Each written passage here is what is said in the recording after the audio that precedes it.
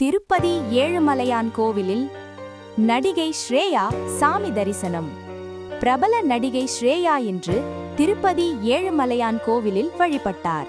சாமி கும்பிடுவதற்காக நேற்று இரவு திருமலைக்கு வந்திருந்த ஸ்ரேயா இரவு திருமலையில் தங்கி இன்று அதிகாலை கோவிலுக்கு சென்று தோமால சேவையில் ஏழுமலையானை வழிபட்டார். இதனைத் தொடர்ந்து அவருக்கு தேவஸ்தான அதிகாரிகள் அவருக்கு தீர்த்த பிரசாதங்கள் வழங்கி ஆசீர்வாதம் செய்து வைத்தனர்.